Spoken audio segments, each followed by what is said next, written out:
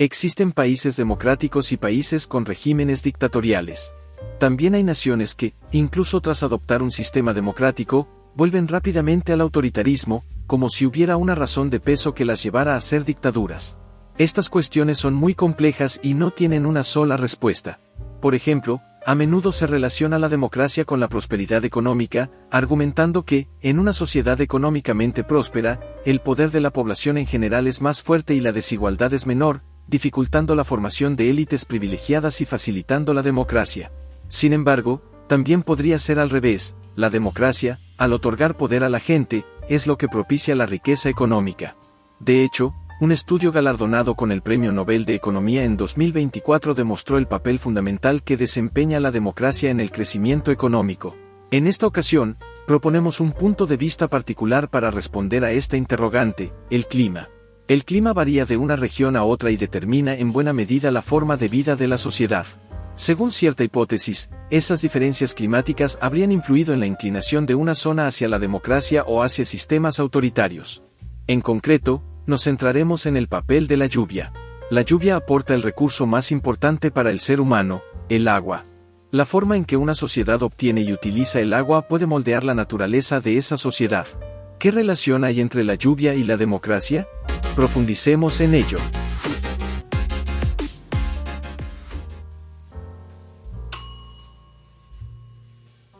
Existen diversas teorías que sostienen que el clima ha influido en el establecimiento de la democracia y el capitalismo. Un ejemplo conocido es el relativo al Nuevo Mundo y el diseño de sus instituciones políticas, la dotación de recursos y sus trayectorias de desarrollo. Esta investigación se enfoca en el continente americano y plantea la siguiente pregunta: ¿por qué la democracia y el desarrollo económico a largo plazo solo surgieron de manera sólida en Canadá y Estados Unidos? Lo curioso de ambos países es que no siempre fueron prósperos. Durante un tiempo después de la llegada de los europeos a América, Norteamérica se consideraba rezagada en términos económicos. Como se suele explicar en las clases de historia universal, los colonizadores europeos se interesaron primero por América Latina y el Caribe. En esta tabla, que compara el PIB per cápita de varios países tomando a Estados Unidos como referencia, 100, se puede observar que, para el año 1700, Cuba alcanzaba el 167% del PIB per cápita de Estados Unidos. Incluso en 1800, Argentina y Cuba eran más prósperas que Estados Unidos. Algo impensable hoy en día, cuando sabemos que, a partir de 1900, Estados Unidos experimentó un crecimiento económico arrollador que superó por mucho al de otras naciones. Entonces, ¿qué tienen en común Estados Unidos y Canadá? La respuesta más inmediata es que ambos fueron colonias británicas. De hecho, al revisar las principales colonias del Reino Unido, se aprecia que han tendido a instaurar democracias estables. Además de Canadá y Estados Unidos, Australia y Nueva Zelanda mantienen sistemas democráticos consolidados. Asimismo, la India, tras su independencia, también ha conservado un régimen democrático, al menos de manera general. ¿Por qué las colonias británicas se inclinan más hacia la democracia? Por lo general, se argumenta que los colonos llevaron consigo la cultura democrática de Gran Bretaña al asentarse en esos territorios. Esta explicación ciertamente resulta convincente, pero parece no ajustarse del todo a la realidad de América. En el continente americano hubo más colonias británicas aparte de las situadas en Norteamérica, como Barbados, Jamaica, Belice o Guyana, y al igual que las colonias de otras potencias, no mantuvieron de manera prolongada ni la democracia ni el desarrollo económico. Además, Argentina, que hacia 1900 competía en crecimiento económico con Canadá y Estados Unidos, fue colonia española, lo cual demuestra que la influencia británica no garantiza, por sí sola, la instauración duradera de la democracia ni el progreso económico. Entonces, ¿qué diferencia a la región del Caribe y a América Central y del sur de Norteamérica? Aquí entra en juego el factor climático. De acuerdo con la clasificación climática de Köppen, el norte del continente pertenece principalmente a climas templados o fríos, mientras que el Caribe, gran parte de Sudamérica y regiones de Brasil se hallan en la zona tropical. Europa estableció colonias de manera intensiva en zonas tropicales porque allí se podían cultivar productos agrícolas de alto valor, como el azúcar y el café. Estas plantas crecen únicamente bajo condiciones de calor y humedad constantes a lo largo del año, características del clima tropical. Desde que se descubrieron, el azúcar y el café se convirtieron en un éxito rotundo entre los europeos, y numerosas potencias coloniales fundaron plantaciones por todo el Caribe y América Central y del Sur, generando enormes fortunas. Este fenómeno explica por qué inicialmente aquellas regiones eran prósperas. No obstante, el mismo clima que favoreció la producción de estos cultivos también dificultó la consolidación de la democracia en esas zonas. Porque las plantaciones de azúcar y café se basaban en un sistema autoritario de haciendas, donde los propietarios blancos explotaban a esclavos negros. En el siglo XIX, este modelo de plantación fue desapareciendo, pero el legado de autoritarismo y los grandes intereses económicos permanecieron. Por otro lado, en Norteamérica predominaban condiciones diferentes. Allí el clima no era tan cálido como para cultivar plantas tropicales de alto valor, como la caña de azúcar, por lo que solo se producían cereales de escaso valor comercial, como el trigo. Además, al no existir grandes plantaciones, tampoco se requería la mano de obra de los esclavos negros. Por ello, la mayoría de la población del norte de Estados Unidos estaba compuesta de personas blancas que administraban pequeñas granjas familiares. Esto no se aplicaba a todo el país, ya que en el sur, al ser relativamente más cálido, se desarrollaron plantaciones de tabaco y algodón, utilizando intensamente la mano de obra de esclavos negros. Incluso hoy, la concentración de población afroamericana en el sur de Estados Unidos se explica por ese contexto histórico. La diferencia entre ambos modelos económicos llevó eventualmente a la Guerra de Secesión. En pocas palabras, mientras que el norte alegaba que la esclavitud era inmoral y debía abolirse, el sur se oponía, pues sin esclavos no podía sostener su agricultura. A primera vista, parece una cuestión de principios éticos, pero en el fondo encontramos un factor climático. El norte no se oponía a la esclavitud porque sus habitantes fueran superiores moralmente, sino porque, dadas las condiciones climáticas, su agricultura no dependía de los esclavos. La historia del continente americano sugiere esta conexión entre clima, agricultura y política. En muchos casos, el clima influye significativamente en si un país se inclina o no por la democracia.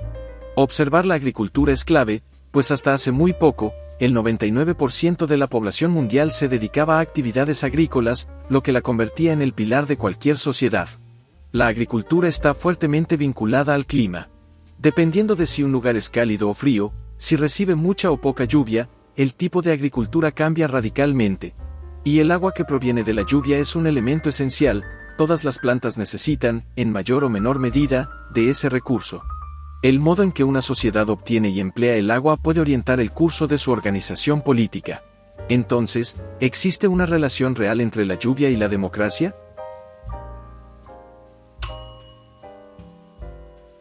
Existe una investigación que examina esta hipótesis asociando la cantidad de precipitación con un índice de democracia, clasificando a los países en tres grupos: democracias, casi democracias y dictaduras.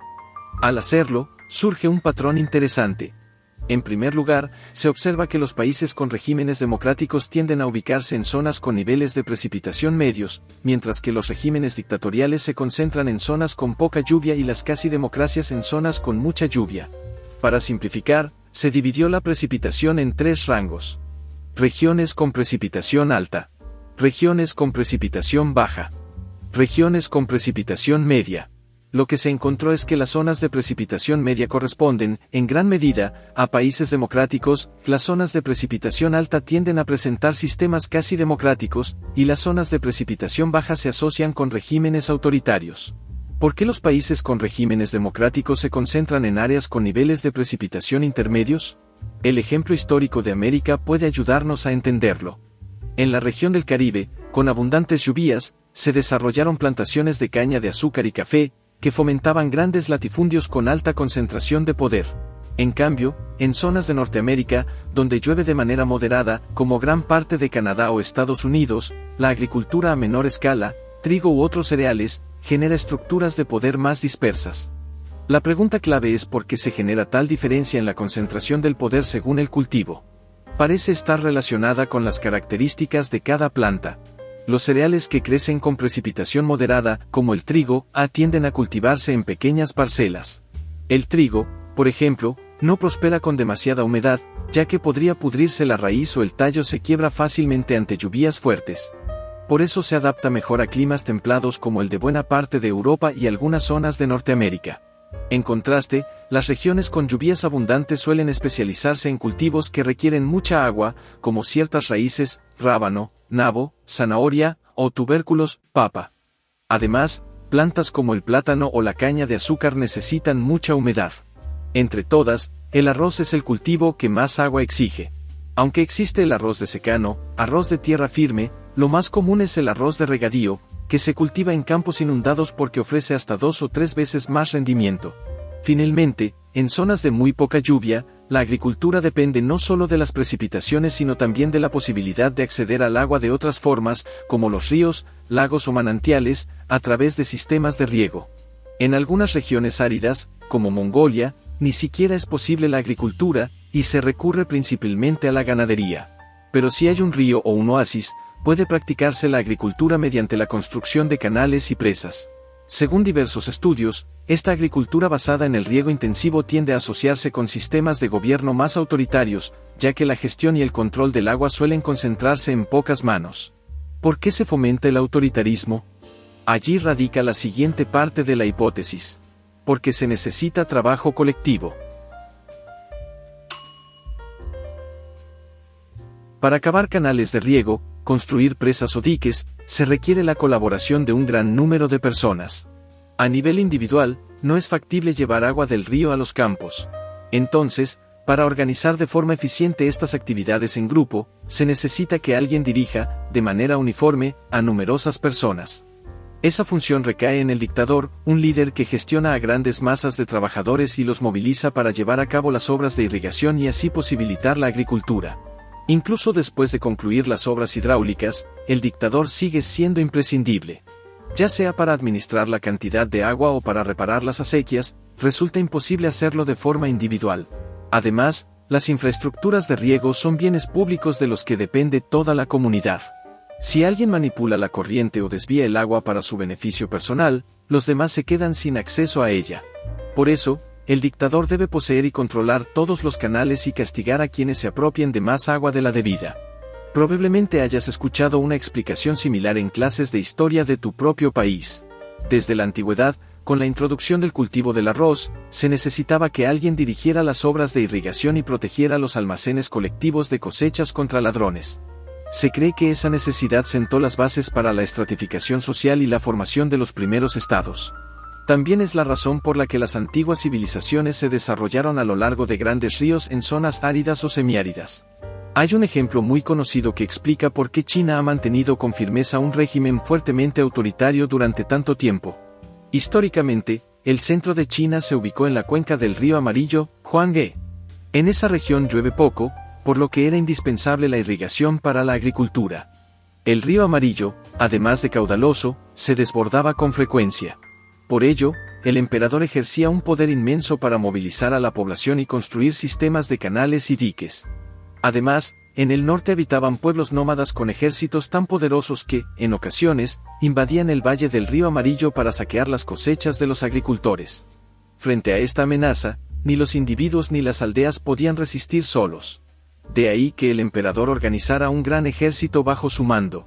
Todas estas circunstancias hicieron necesaria la existencia de un emperador con una autoridad extraordinaria.